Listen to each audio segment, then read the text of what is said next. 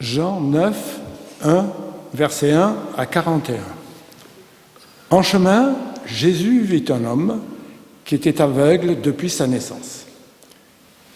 Ses disciples lui demandèrent « Est-ce à cause de son propre péché ou à cause du péché de ses parents qu'il est né aveugle ?» Jésus répondit « Ni lui, ni ses parents n'ont péché, mais pour que l'œuvre de Dieu se manifeste en lui, pendant qu'il fait jour, nous devons accomplir les œuvres de celui qui m'a envoyé. La nuit s'approche, où personne ne peut travailler.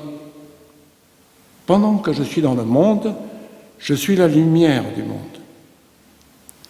Après ces mots, il cracha par terre et fit un peu de boue fit un peu de boue avec sa salive. Il appliqua cette boue sur les yeux de l'aveugle et lui dit « Va te laver à la piscine de Siloé », ce nom signifie « envoyé ». L'aveugle y alla, se lava, et quand il revint, il voyait. Ses voisins et les personnes qu'il avait vues mendier auparavant demandaient « N'est-ce pas celui qui se tenait assis pour mendier ?» Les uns affirmaient « C'est lui », d'autres soutenaient « Non, c'est pas lui, mais il lui ressemble ». Lui-même disait « C'est bien moi ». Ils lui demandèrent « Comment donc tes yeux se sont-ils ouverts ?»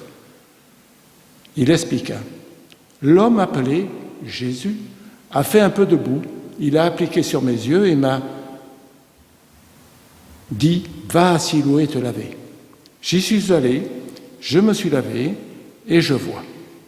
Ils l'interrogèrent « Où est cet homme ?» « Je ne sais pas, répondit-il. » On amène aux pharisiens celui qui avait été aveugle. Jésus avait fait de la boue et lui avait ouvert les yeux au jour du sabbat. C'est pourquoi les pharisiens, eux aussi, lui demandèrent ce qui s'était passé pour qu'il voie maintenant. Il leur raconta « Il m'a mis un peu de boue sur les yeux et je me suis lavé et maintenant je vois. » Quelques pharisiens lui dirent « Celui qui a fait cela ne peut pas venir de Dieu, car il ne respecte pas le sabbat. » Mais d'autres répliquaient « Comment un pécheur pourrait-il accomplir de tels signes ?» Et ils étaient divisés entre eux. Les pharisiens demandèrent encore à l'aveugle guéri « Et toi, que dis-tu de celui qui t'a ouvert les yeux ?» « C'est un prophète, répondit-il. Cependant, les autorités juives ne voulaient pas croire qu'il avait été aveugle et que maintenant il avait retrouvé la vue. C'est pourquoi elles convoquèrent ses parents et elles les questionnèrent. « Est-ce bien là votre fils ? Affirmez-vous qu'il est né aveugle ? Comment se fait-il qu'il voit maintenant ?» Les parents confirmèrent « Nous savons que c'est notre fils et qu'il est né aveugle. Mais comment maintenant il voit ça, nous ne le savons pas. Et nous ne savons pas non plus qui a ouvert les yeux.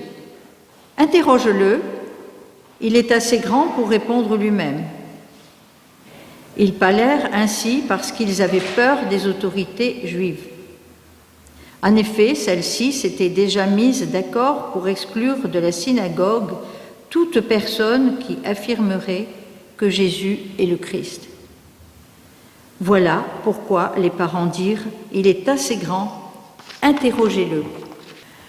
Les pharisiens convoquèrent une seconde fois celui qui avait été aveugle et lui dirent « Dis la vérité devant Dieu, nous savons que cet homme est un pécheur. » Il répondit « Je ne sais pas s'il est pécheur ou non, mais je sais une chose, j'étais aveugle et maintenant je vois. » Ils l'interrogèrent « Que t'a-t-il fait ? Comment a-t-il ouvert tes yeux ?»« Je vous l'ai déjà dit, répondait-il. et vous n'avez pas écouté. Pourquoi voulez-vous me l'entendre dire encore une fois? Peut-être voulez-vous, vous aussi, devenir ses disciples. » Ils l'injurièrent et dirent, « C'est toi qui es son disciple. Nous sommes disciples de Moïse. Nous savons que Dieu a parlé à Moïse. Mais lui, nous ne savons pas d'où il vient. » Il répliqua, « Voilà bien ce qui est étonnant. Vous ne savez pas d'où il vient, et pourtant il a ouvert mes yeux. Nous savons que Dieu n'écoute pas les pécheurs, mais qu'il écoute toute personne qui l'honore et qui fait sa volonté. On n'a jamais entendu dire que quelqu'un ait ouvert les yeux d'une personne née aveugle. Si lui ne venait pas de Dieu, il ne pourrait rien faire. » Ils lui répondirent, « Tu es tout entier dans le péché depuis ta naissance, et si tu veux nous faire la leçon… » Et ils le jetèrent dehors. Jésus apprit qu'ils l'avaient chassé. Il alla à sa rencontre et lui demanda, « Crois-tu au Fils de l'homme » ? « Qui est-il, Seigneur » répondit-il, « pour que je puisse croire en lui ?» Jésus lui dit, « Eh bien, tu le vois, c'est lui qui te parle. »« Je crois, Seigneur, dit-il. Et il se prosterna devant Jésus.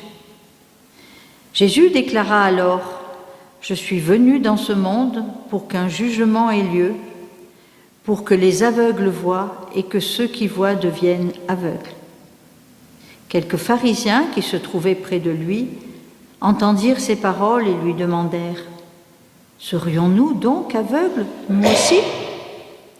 Jésus leur répondit, « Si vous étiez aveugles, vous n'auriez pas de péché, mais non, vous dites, « Nous voyons, donc votre péché demeure. » Frères et sœurs, la dernière fois que j'ai prêché sur ce texte, c'était il y a 3 ans, puisque notre lectionnaire revient tous les 3 ans, et c'était 22 mars, le premier culte, je pense, du confinement.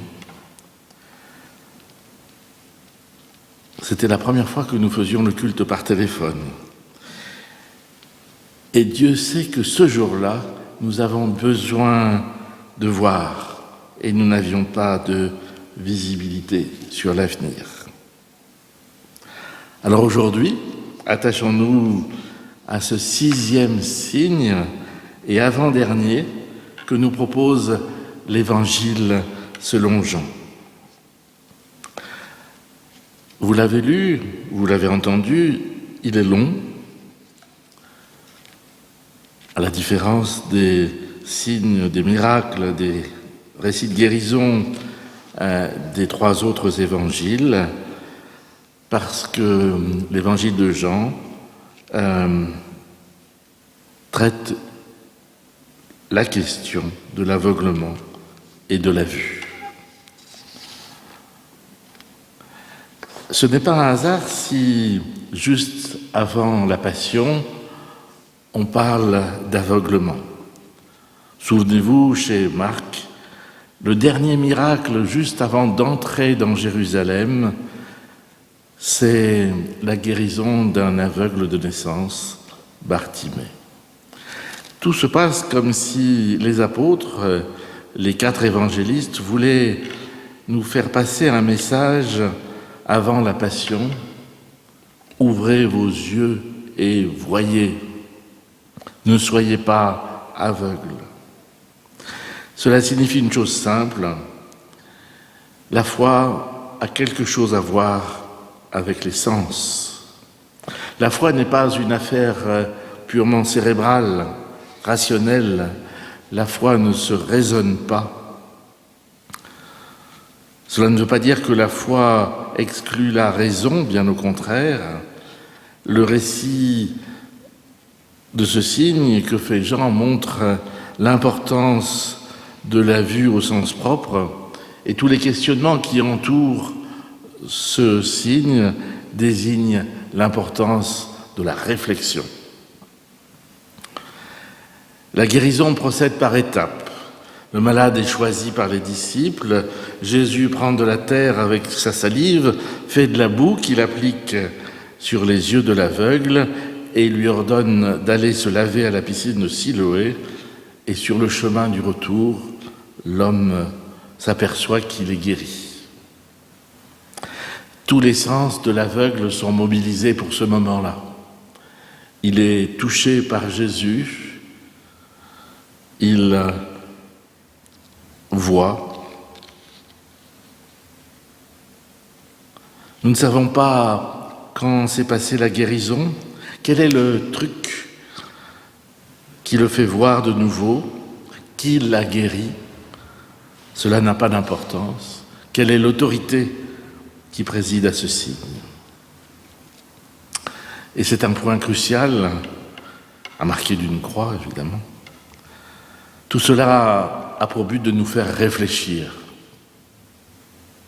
Rendons-nous compte que la Bible n'est pas un livre de recettes pour vivre à la suite du Christ.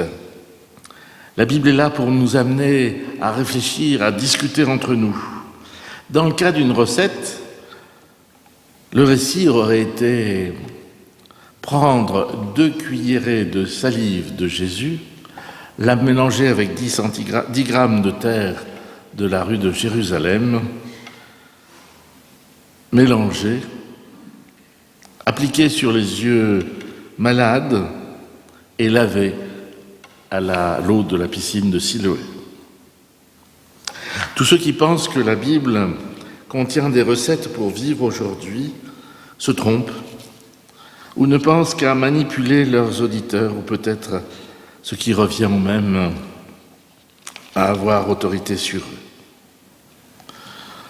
Je vais prendre un exemple qui est un peu d'actualité aujourd'hui. L'exemple d'une recette pour savoir qui est le chef dans le couple. Que penser de ce début de verset du chapitre 3 de la lettre de Pierre? Vous, femmes, soyez soumises à votre mari. Pour les maris, c'est quand même bien pratique de fonder une organisation du couple sur ce bout de verset sans trop réfléchir. Et pendant qu'on y est, on peut rajouter des détails comme le foulard que portaient nos grands-mères, l'interdiction de parler dans les assemblées pour les femmes, ce qui les exclut des fonctions de prêtre ou même de pasteur. Je me souviens quand j'étais très jeune, l'interdiction de porter des pantalons pour les filles. Quand je suis entré au collège, c'était interdit. Mais l'interdiction est tombée en plein hiver, un jour de grand Mistral. Ce jour-là, les filles ont eu droit de porter des pantalons et l'ont gardé. Lire ce verset, « Femmes, soyez soumises à vos maris », sans regarder dans quel contexte il intervient, est inconséquent. Il intervient après 2 autres injonctions qui sont au chapitre 2, verset 13, « Soyez soumis à cause de toute autorité humaine, à l'empereur, qui a le pouvoir suprême, au gouverneur, envoyé par lui pour punir les malfaiteurs ou pour louer ceux qui font du bien. » En effet, ce que Dieu veut, c'est qu'en pratiquant le bien, vous réduisez au silence les gens ignorants et stupides.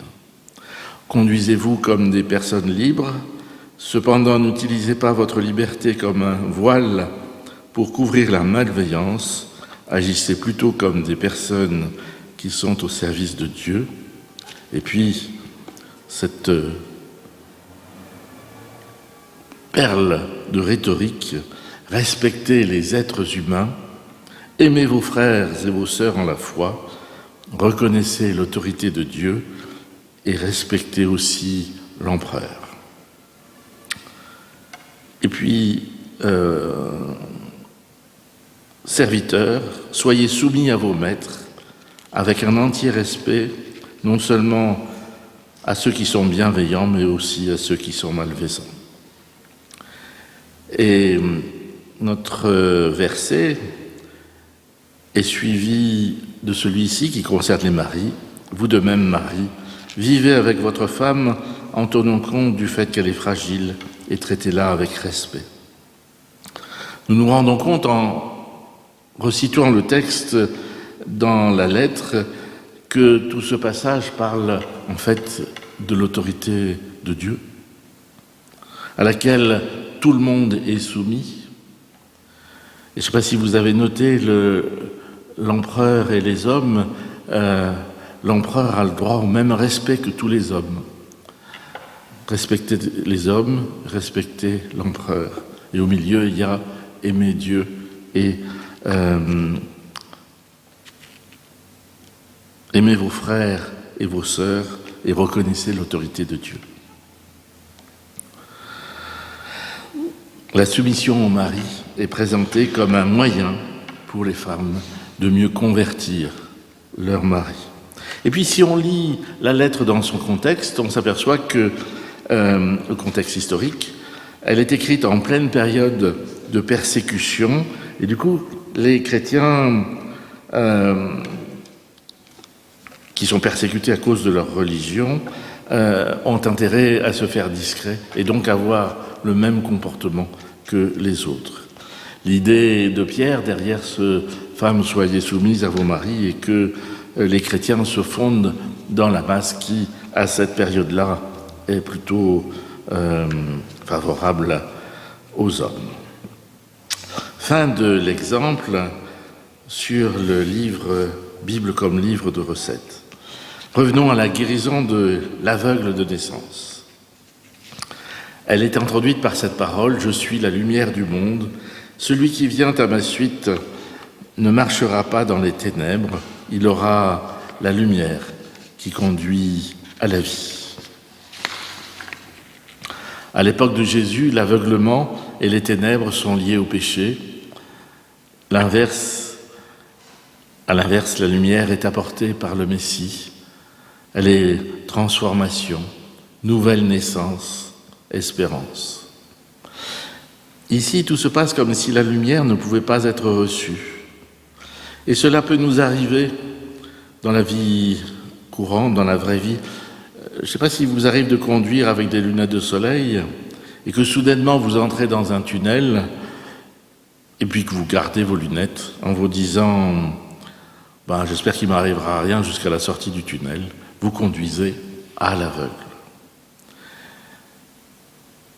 Et c'est cela qui est visé dans le chapitre de Jean. Quand nous vivons à l'aveugle, combien de fois les autorités demandent un jugement sur ceux qu'elles interrogent, au lieu de chercher à comprendre. La réponse des parents de l'aveugle est assez drôle. Quand, finalement excédés, ils disent aux autorités religieuses « Mais demandez-lui, interrogez-le, il est assez grand. » Les autorités religieuses veulent faire passer Jésus pour un usurpateur. Fake news, comme on dit aujourd'hui. La Bible nous invite à chercher le sens des actes et des gestes de Jésus. Elle est un bon apprentissage pour vivre et penser librement, hors des chemins de la pensée dominante. Et la pensée dominante à l'époque, et elle n'a pas tellement disparu, c'est de dire que nous sommes à l'origine de nos maladies. Si vous allez chez le médecin, c'est pas compliqué. Dire, votre diabète a augmenté, vous mangez trop de sucre. D'où la question pour les disciples, « Rabbi, qui a péché pour qu'il soit né aveugle, lui ou ses parents ?» À l'époque de Jésus, les punitions et rétributions qui n'avaient pu être distribuées aux acteurs bienfaisants ou malfaisants l'étaient à leur descendance. C'est un peu comme ça qu'ils comprenaient la vie éternelle. C'est la famille qui se poursuit. Au Moyen-Âge, les chrétiens ont inventé le purgatoire afin que la justice divine s'exerce sur les individus dans un lieu fait pour cela et surtout d'une façon bien humaine où tout péché appelle punition adaptée. Et j'ouvre une parenthèse, on imagine bien Luther qui a dû se battre avec cette idée pour imaginer la justice de Dieu comme étant indépendante de la justice humaine. Tout son environnement, le purgatoire, la confession des péchés, la pénitence, les indulgences, tout ramenait les chrétiens vers cette balance qui pèse le poids des péchés face aux bonnes actions. Et la Réforme a balayé tout cela en replaçant l'homme à sa place, c'est-à-dire devant Dieu, et en replaçant la grâce de Dieu au centre de la relation de Dieu avec l'humanité. Et la question reste actuelle. D'où vient le coronavirus? D'où vient le réchauffement climatique? Et chacun de tirer la couverture à soi en trouvant des responsables qui collent bien avec ses idées, son idéologie, sa représentation du monde, son parti politique.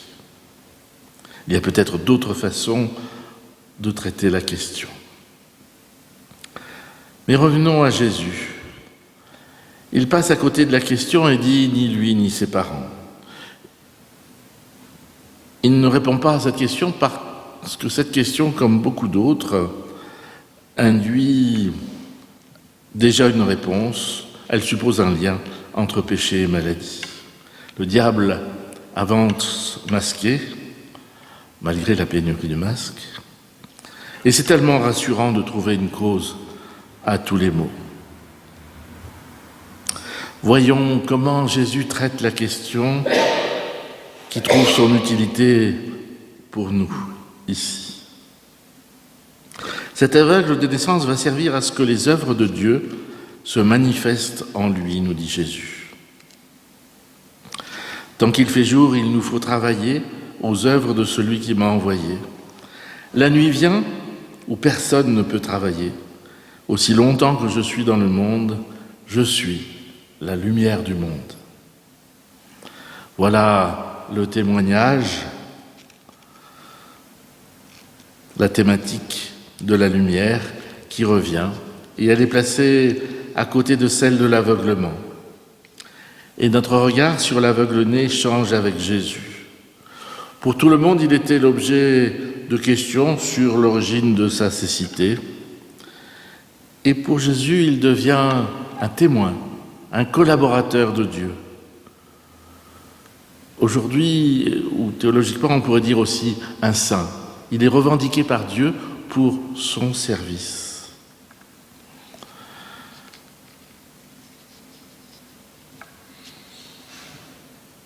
Il est question du fait que, avec lui, l'action de Dieu soit évidente. Il était un objet et il devient acteur, témoin de l'action de Dieu pour l'humanité. Jésus-Christ est déjà sauveur maintenant. Suit alors le signe de la guérison, et ce signe va être trituré dans tous les sens pour justement perdre le sens qui se voulait être évident et problématiser le sens ancien pour aboutir à un nouveau sens. La guérison et l'ancien aveugle sont questionnés par les gens du voisinage d'abord, puis les pharisiens et ensuite Jésus. Et deux visions vont s'affronter. La première concerne ceux qui cherchent à comprendre. Comprendre dans le monde rationnel. Et alors, comment tes yeux se sont-ils ouverts? Comprendre dans le cadre d'une théologie. Mais comment un homme pécheur, comme Jésus, aurait-il le pouvoir d'opérer de tels signes? La deuxième est portée par l'ancien aveugle. À toutes les questions, il répond ce qui s'est passé. On l'accuse de quelque chose, il répond en témoin extérieur à l'événement. Ses paroles sont « je n'en sais rien, je ne sais qu'une seule chose, j'étais aveugle et maintenant je vois ». Nous pourrions dire que le monde se divise en deux selon la façon dont nous accueillons la souffrance de l'autre. D'un côté, on reçoit le malade en se demandant ce qu'il a bien fait pour être malade. Vous savez, on accueille le dépressif en évaluant s'il ne se laisse pas un petit peu aller, quoi. Il pourrait se reprendre. On perçoit le chômeur comme quelqu'un qui l'a peut-être mérité parce qu'il a mal travaillé quand il travaillait. On côtoie le solitaire en se disant qu'il pourrait faire des efforts, quoi, pour nouer des relations avec les autres, avec moi. Et vous sentez combien ces paroles sont blessantes, horribles. Et pourtant, elles ne sont pas si lointaines. Elles pourraient presque paraître familières. Et de ce côté-ci du monde, on est aveugle. Et de l'autre côté, il y a Jésus, le Christ. À sa suite, il y a ceux qui accueillent la souffrance pour ce qu'elle est, ni plus ni moins, mais sans jamais réduire celui qui souffre à sa souffrance. Et ça, c'est une question que connaissent bien les gens qui font des visites à l'hôpital, dans la paroisse, dans les maisons de retraite. Il s'agit de partager avec la personne visitée la lumière que nous avons reçue et de transformer celui que nous visitons en porteur de lumière, en évidence de Dieu. Qu'a fait Jésus vis-à-vis de l'aveugle-né? Il l'a vu, il lui a parlé, il l'a touché, il l'a envoyé se laver. En fait, il l'a aidé. Avec le mot de la Bible, ce serait « il l'a aimé ». L'aveuglement de cet aveugle de naissance, c'est sans doute notre condition de pécheur face à Dieu. Nous nous prenons pour lui, pour Dieu. Nous décidons à sa place de ce qui serait bien pour nous, pour le monde. Nous comprenons le monde depuis notre place. Et Jésus qui passe devant nous accepte notre aveuglement. Mais il nous voit par-delà notre cécité. Il ne nous juge pas dans tous les sens du terme. Il ne nous condamne pas, il ne nous enferme pas dans une catégorie, celle des aveugles, celle des protestants réformés, pourquoi pas, celle des catholiques, celle des évangéliques, celle des darbistes. Il ne nous évalue pas. Par rapport à la vie ordinaire, ça nous fait des vacances. Toutes les fois où on nous prend pour un imbécile, un pasteur, un naïf, un faible, un pur, ou tout autre rôle de théâtre qu'on veut nous attribuer. Le comportement de l'aveugle de naissance peut nous guider. Il passe à travers l'interrogatoire et au lieu de répondre aux questions, il témoigne de ce qu'il a vécu. Il n'interprète pas. Et c'est juste cela que nous demande le Christ. Il ne nous est pas demandé des confessions de foi sur qui est Jésus, qui est Dieu, qui est la Trinité, la Sainte Famille, la communion des saints, l'Église, ou que sais-je encore. Il nous est demandé de dire le bien que Dieu nous fait. Jésus-Christ est lumière. Sachons recevoir cette lumière et la transmettre à ceux dont nous nous rendons proches ou qui nous approchent. Montrons que nous sommes guéris, témoignons à chaque fois et à nouveau de notre foi, de notre espérance et de l'amour que nous avons reçu de Dieu. Amen.